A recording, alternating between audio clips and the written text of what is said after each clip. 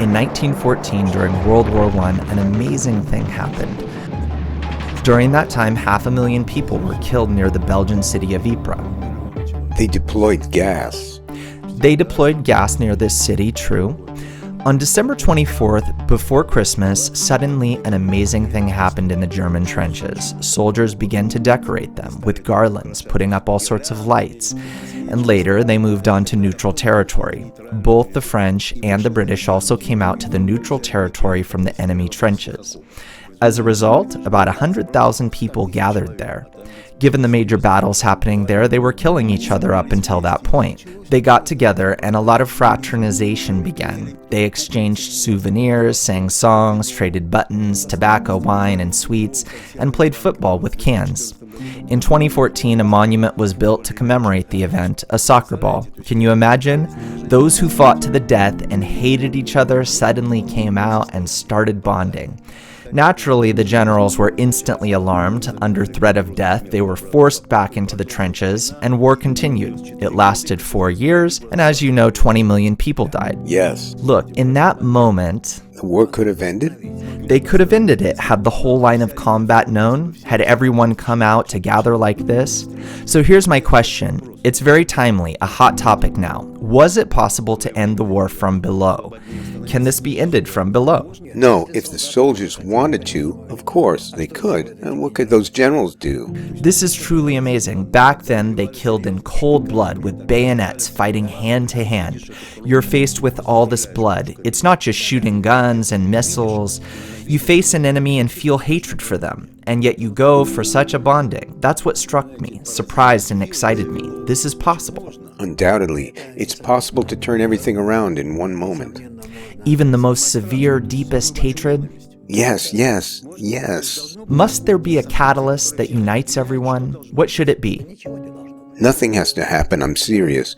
It works just like in a fight that keeps going on, and suddenly, poof, the hatred dissipates, the reason behind it disappears, and in general, nothing is left of it. And you think, what was that? Where did it come from? What was it? What is this miracle? It's not a miracle. This is how we are controlled. Meaning we need to be told that being in a state of hatred... There is neither sense in hatred nor in love. Really? Love too? Yes, nor in love. This is an interesting turn. There's no point in love either? There's no point. What's the difference? Well, how can you say what's the difference?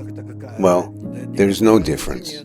So emotionally, it's the same outburst of emotions? Of course. Plus or minus? Yes, yes, yes. You don't know what to do anymore, or why you love them or didn't love them. Nothing is left. Yes, that's for sure. Nothing is left. All divorcees say, what did I ever love in him? That's right. But it was such love. Anyway, help us make sense of this, please. What kind of work is this from above? The only way to make sense of this is with faith that is beyond reason. It is when we unite not based on our feelings but our ideas. That's all. What should the main idea be? There is only one idea.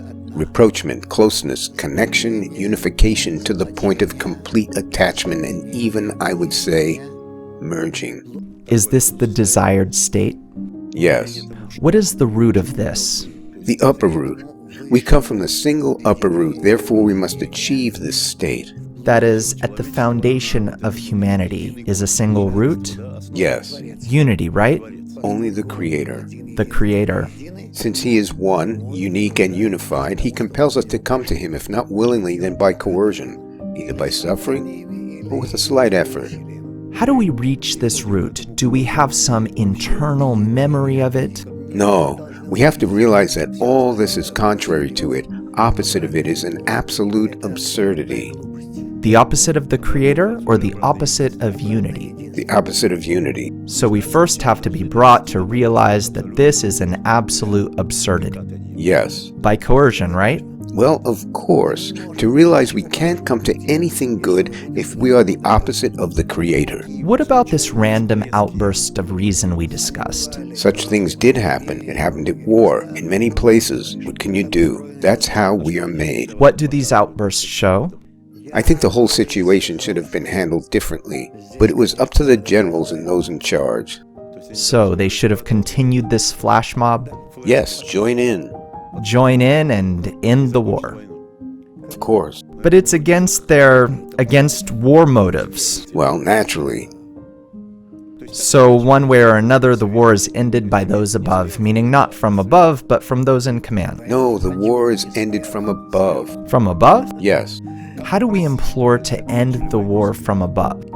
With the realization of why we need it. Now that we've realized it, that's enough. But what kind of realization is this? What is it?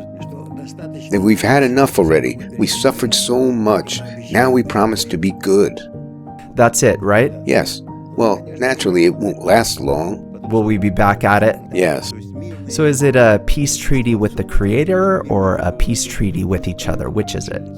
This is a peace treaty between us. Between us? Yes.